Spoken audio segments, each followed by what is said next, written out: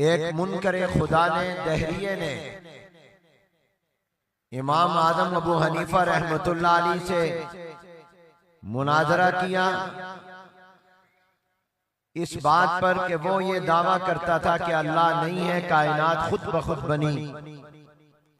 और इमाम अबू हनीफा रहमतुल्लाह अलैह ने यह साबित करना था कि कायनात खुद नहीं बनी, इसका कोई बनाने वाला है।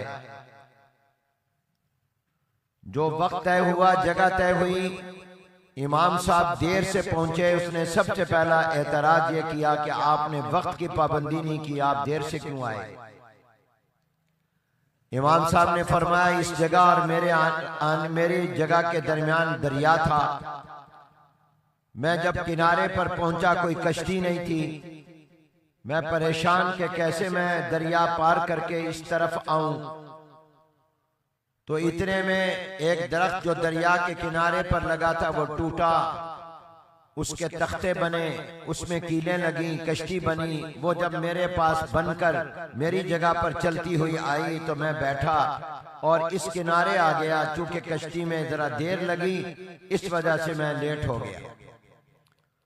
उसने कहा यह कैसे मुमकिन है कि एक दरख्त गिरे और टूटे और अपने आप उसके तख्ते बन जाएं, उसकी कश्ती बन जाए, उसमें कीलें लग जाएं, वो बगैर चलाने वाले के दरिया में चलती हुई आपके पास आ जाए और आपको इधर पहुंचा दे।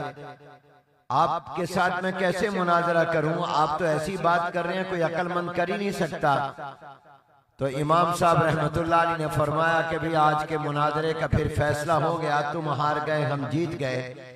जब तुम्हारी अकल ये मानने को तैयार नहीं है कि एक कश्ती बगैर बनाने वाले मिस्त्री के खुद नहीं बन सकती, तो 7 आसमान, 7 जमीन और ये पहाड़, ये दरिया, ये समंदर और ये दरख्तों के जंगलात और ये इंसान, ये हैवानात और ये सूरज, चांद, सितारे, ये बगैर बनाने वाले रब के कैसे बन गए।